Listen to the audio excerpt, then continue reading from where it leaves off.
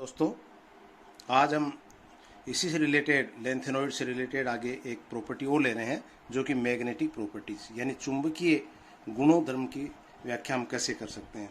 तो आप जानते हैं कि एक नाभिक के चारों ओर इस प्रकार से इलेक्ट्रॉन जो है वो गतिमान रहते हैं, जो किसमें एक कक्षक में चक्कर लगा रहा है। अर्थात इसके अनुसार क्या होता है, ऑर्बिटल मोशन।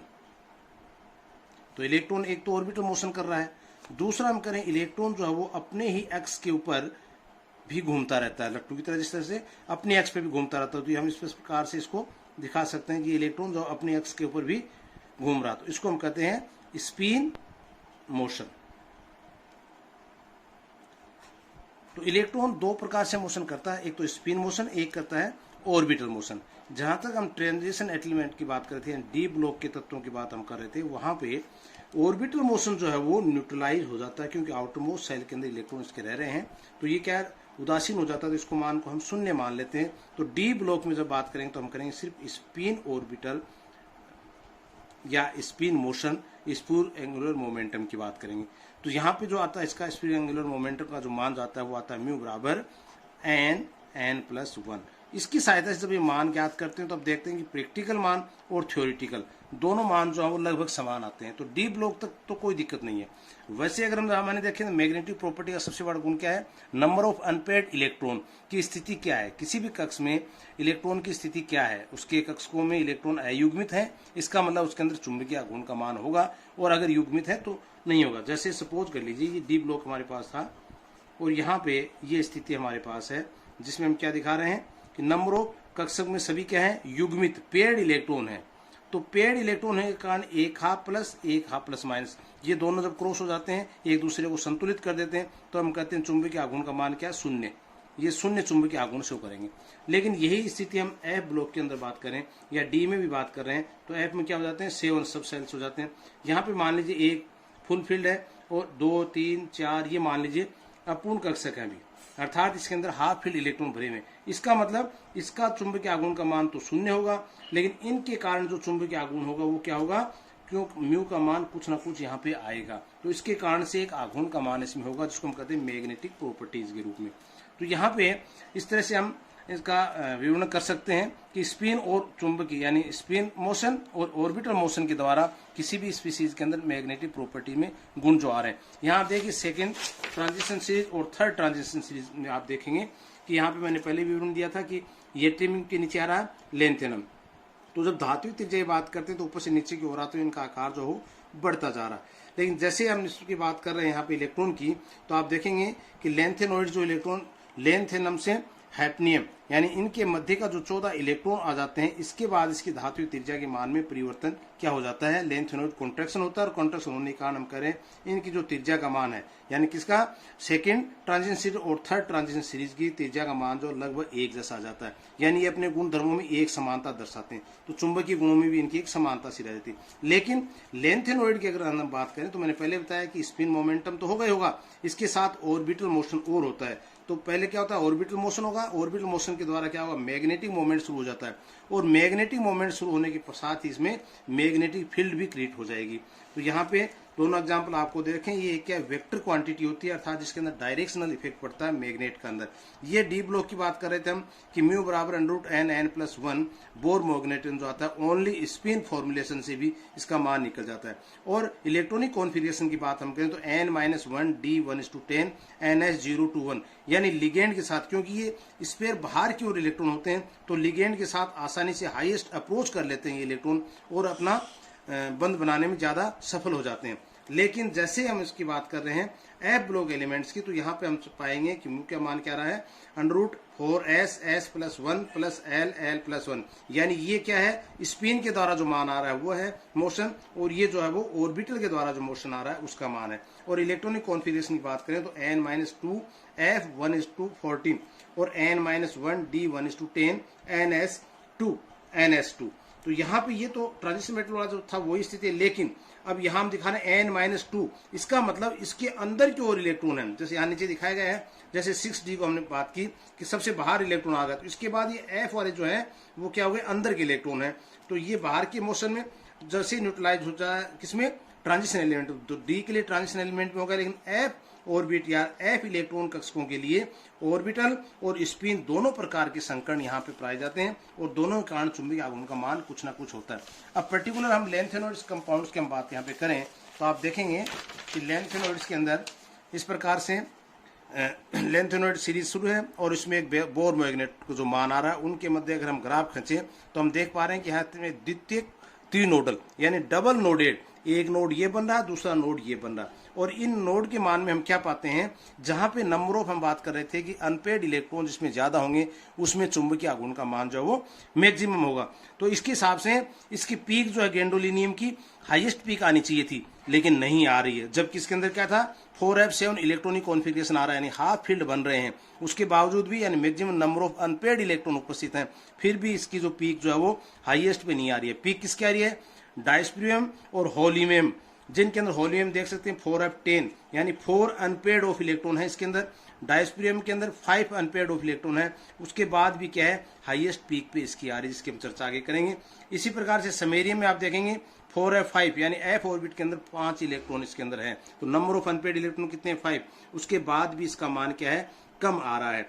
तो यहाँ पे हमने दिखाया ये चक्र तथा कक्षीय गति के द्वारा जो नोड बन रहे हैं इसको दिखाया, ये प्रायोगिक मान में पारास, और इसका कारण क्या बताएंगे डायस्प्रियम होलियम के बाद में ये आएगा, इसकी प्रायोगिक मान में जो पारास है वो बहुत कम होता है, रेंज जो होता है बहुत कम आती है, 300 केल्विन पर आती है, अदरवाइज 2000 के करीब होती है तो 300 केल्विन पे आती है।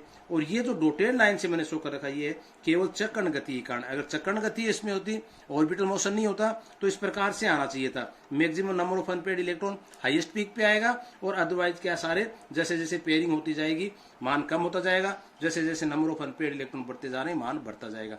परंतु ये चीज मैंने कहा कि यहाँ पे ऑर्बिटल मोशन भी काम कर रहा है और दोनों के कारण ही चुंबकीय आघूर्ण का मान इसमें आ रहा है, जिसके कारण जैसे यूरोपियम और समेरियम की बात हमने की, यूरोपियम क्या है स्पिन ऑर्बिटल कॉम्प्लेक्स जो है ये क्या होता है, मात्रा मैंने कहा 300 केल्विन की ऊर्जा यहाँ पे क्या आती है, और इसके कारण ऊर्जा क्षेत्र बढ़ जाते हैं, निम्न ऊर्जा स्तर और उच्च ऊर्जा स्तर, तो जो कि दोनों में अंतर कम होता है। अब निम्न ऊर्जा स्तर और उच्च ऊर्जा स्तर होने के कारण नंबर ऑफ अनपेड इलेक्ट्रॉन भी व्यवस्था इसमें जो होनी चाहिए वो नहीं रह पाती है, और इस प्रकार के मान जो हाईएस्ट मान के ऊपर पहुंच जाते हैं। तो यहाँ पे आप देखेंगे इसके दूसरा यहाँ पे बताया मैंने इसको आपके ट्रांजिशन एलिमेंट में ही, ये तो कि ट्रांजिशन एलिमेंट की बात क्या, इनर ट्रांजिशन एलिमेंट में इलेक्ट्रॉन की कक्षीय गति को उपेक्षित नहीं कर सकते हम, यानी यहाँ पे हम इलेक्ट्रॉन ऑर्बिटल मोशन को हम मानना ही पड़ेगा। इनर ट्रांजिशन मेटल में अनपेड इलेक्ट्रॉन काफी गहराई में स्थित होते हैं, अंदर तक पहुंच जाते हैं नाभि के पास। लेंथेनॉइड में अयुग्मित इलेक्ट्रॉन 4f कक्ष में विद्यमान होते हैं जो 5d 6s और द्वारा ढके रहते हैं, यानी इन कक्षों के द्वारा 4f कक्ष को ओवरलैपिंग कर लिया जाता है। अतः 4f इलेक्ट्रॉन की कक्षीय गति के कारण उत्पन्न चुंबकीय आघूर्ण लिगेंडों के इलेक्ट्रॉनिक प्रभाव द्वारा उत्पन्न चुंबकीय आघूर्ण को उदासीन नहीं कर पाता है, यानी बाहर ये जो चुंबकीय आघूर्ण लग रहा है एक इलेक्ट्रॉन के द्वारा चुंबकीय आघूर्ण लग रहा है तो ये उसके प्रभाव को न्यूट्रलाइज नहीं कर पाता है, ये मैंने पहले कहा था, जबकि डी ऑर्बिट के अंदर ये न्यूट्रलाइज हो जाता है।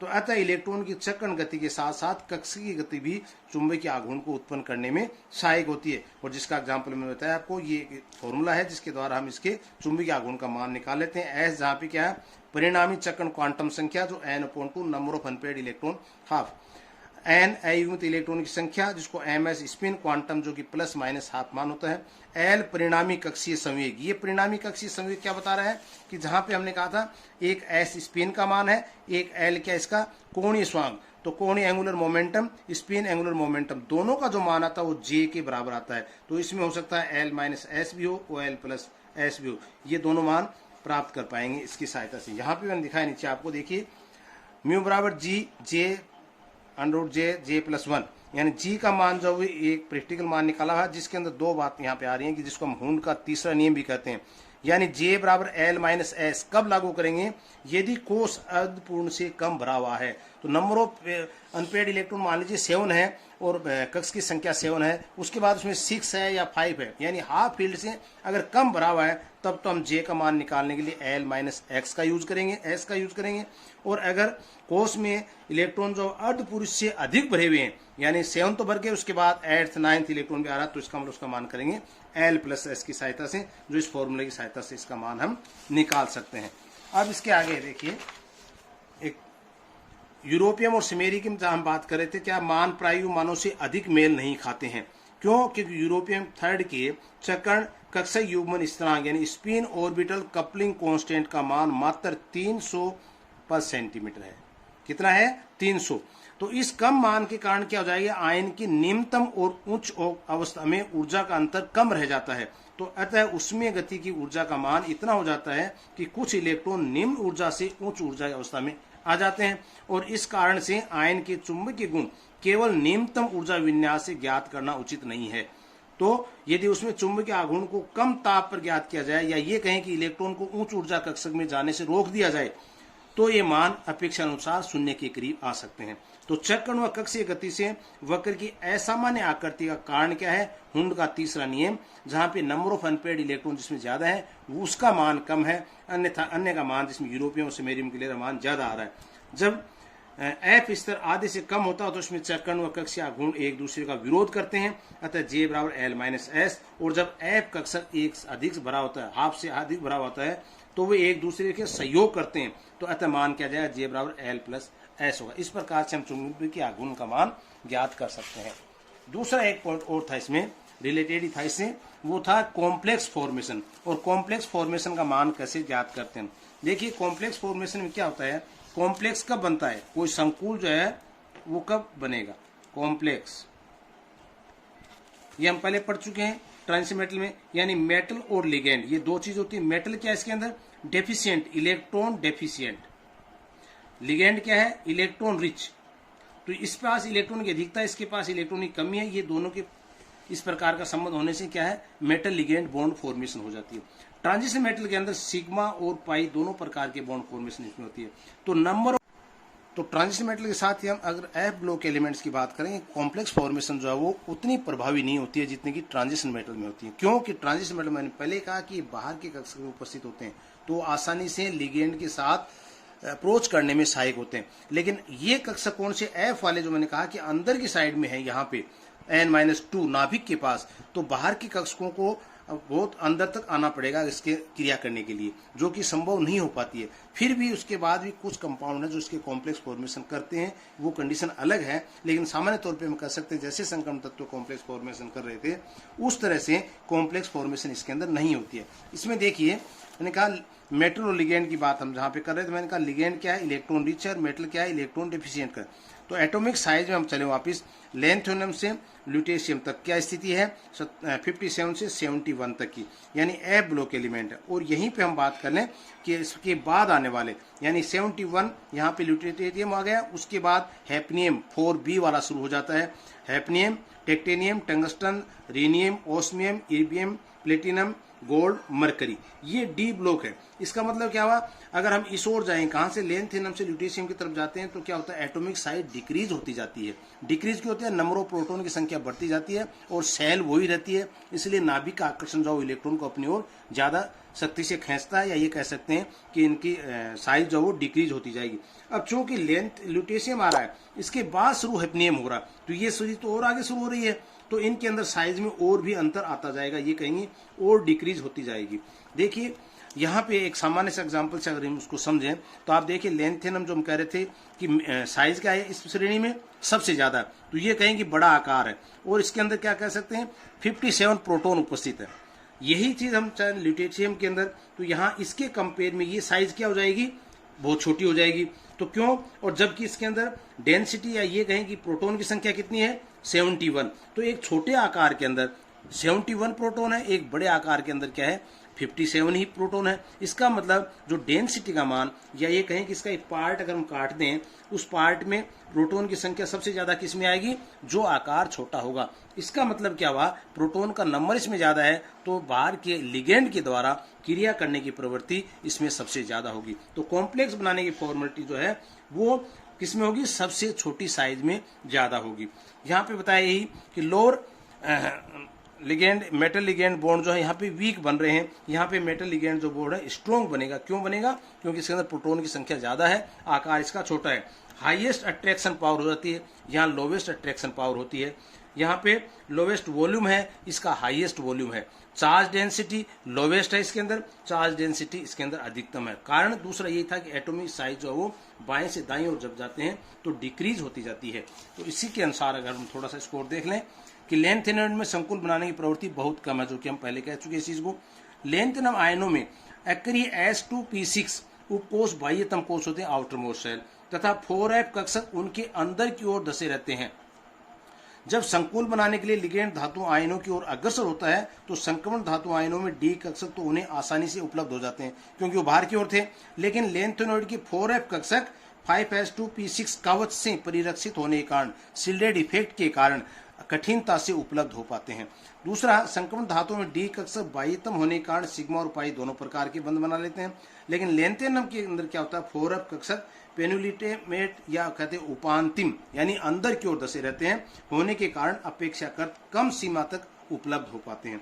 4F कक्षकों का एक स्पेशियल एक्सटेंशन भी सीमित रहता है। ये स्थिति भी प्रभावित करती है सहसंयोजक बंध बनाने के प्रतिकूल अवस्था में। कम आवेश व अधिक आकार के कारण लेंथेनम की संकुल बनाने की प्रवृत्ति भी कम होती है। कठोर क्षार कौन से होते हैं, जिनके अंदर लिगेंड के अंदर क्या कहते हैं, फ्लोरीन नाइट्रोजन परमाणु उपस्थित हों, इलेक्ट्रॉन डिस्ता वाले परमाणु उपस्थित हों।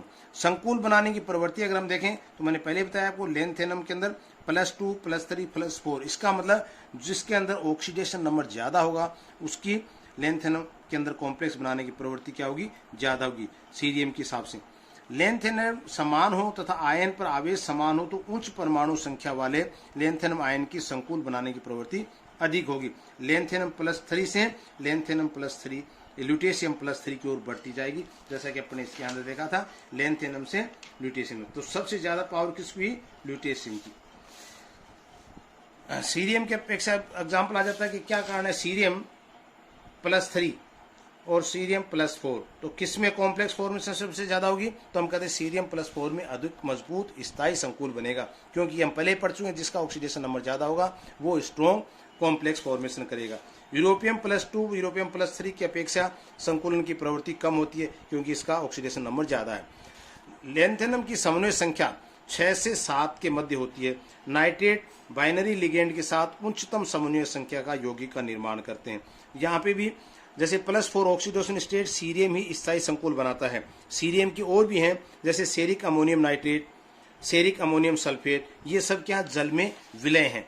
इनके ऋण आयन भी उपलब्ध है कॉम्प्लेक्स के रूप में, जैसे नाइट्रेट के रूप में, क्लोराइड के रूप में, बीटा डाइकीटोन के रूप में, फ्लोराइड के रूप में, है ना, ये सब क्या इनके क्लोराइड के रूप में। ये संकुल भी इसके उपस्थित जो ऋणायनिक संकुल के रूप नाम से जाने जाते हैं। +3 ऑक्सीकरण अवस्था मैंने कहा था सबसे पहले ऑक्सीडेशन नंबर 3 जो है वो इसका मोस्ट पॉपुलर ऑक्सीडेशन नंबर है और इसमें सर्वाधिक संकुल बनाने की प्रवृत्ति पाई जाती है, क्योंकि जो भी कंपाउंड हो +3 में संकुल तो बना ही लेता है। +2 ऑक्सीकरण अवस्था वाले लेंथेनम के कुछ संकुल केवल समेरियम +2 या यूरेपियम 2 तथा येट्रियम 2 के लिए ज्ञात है। ये लेंथेनम +3 के संकुलों के अपचयन से बनाए जाते हैं तथा बहुत आसान होते हैं, जिसमें ये तेजी से वापस ऑक्सीकृत हो जाते हैं, क्योंकि मैंने कहा था +4 से +3 में आ जाता है, +2 से +3 में आ जाता है। इसका मतलब बीच की जो मध्य अवस्था जो मेन पॉपुलर अवस्था थी लेंथेनम +3 वो ज्यादा स्थायी संकुल बनाती है। उसके बाद आता है एक लास्ट का पॉइंट कि कलर और एब्जॉर्बेंस स्पेक्ट्रम। तो कलर और एब्जॉर्बेंस के बारे में जो पहले भी मैंने ट्रांजिशन मैट्रिक्स में बताया था, दो कारण होते हैं। एक तो डी ट्रांजिशन जहां की हम बात करें थी, डी ट्रांजिशन, तो यहां हम क्या कह देंगे कि एफ ट्रांजिशन। एफ ट्रांजिशन क्या होता है कि लोअर एनर्जी की एफ कक्षक से इलेक्ट्रॉन जो एक्साइटेड होकर के उच्च कक्षक में चला जाएगा और उच्च कक्षक से जैसे ही एनर्जी रिलीज करेगा ये एनर्जी क्या हमें एक कलर के रूप में जो लैम्डा को एब्जॉर्ब कर रही है वो कलर हमें शो करेगा। तो यहाँ पे एफ ट्रांजिशन, यहाँ पे डी ट्रांजिशन था। दूसरा मैंने कहा आवेश स्थानांतरण, दो तरीके हैं किसी भी कंपाउंड में जब कलर को हम शो करते हैं। तो अधिकांश लेंथेनम +3 आयन रंगीन होते हैं, क्यों, उनके अंदर विद्यमान अयुग्मित इलेक्ट्रॉन की उपस्थिति के कारण। एफ संक्रमण में ये आयन लगभग समान तरंग दैर्ध्य वाले विकिरणों का अवशोषण करते हैं, जैसे 0, 7, 14 यानी रिक्त कक्ष वाले, फिर हाफ फील्ड वाले और पूर्ण भरे हुए कक्षक वाले। ये रंगहीन होंगे क्योंकि नंबर ऑफ अनपेयर्ड इलेक्ट्रॉन की संख्या यहाँ पे 0 पाई जाती है। सीरियम +4 का गहरा रंग किसके कारण से है, तो हम बता सकते हैं कि आवेश स्थानांतरण के कारण चार्ज ट्रांसफर के कारण होता है। समेरियम +2 के अंतरिम लाल रंग का कारण भी चार्ज ट्रांसफर ही है। तो अधिक आवेश व अपचायक प्रकृति के कारण आयन लिगेंड से इलेक्ट्रॉन ग्रहण कर सकते हैं, अतः ये आवेश स्थानांतरण स्पेक्ट्रम मिथेनियम के रंग व स्पेक्ट्रम संक्रमण तत्वों की भांति लिगेंड की प्रकृति पर निर्भर नहीं करते हैं। वहां तो हम करते लिगेंड किस प्रकार का, स्ट्रॉन्ग फील्ड है, वीक फील्ड है, कैसा लिगेंड है, उसकी प्रकृति पर निर्भर कर रहे थे। लेकिन फ्लोराइड यानी कहते ऐप कक्ष में इलेक्ट्रॉन परमाणु के बहुत भीतर कोष में जाते हैं, अतः लिगेंड की प्रकृति के हिसाब से यहाँ पे स्प्लिट नहीं होते हैं। जिस तरह से वहां स्प्लिट हो जाते थे यहाँ स्प्लिट नहीं होते हैं।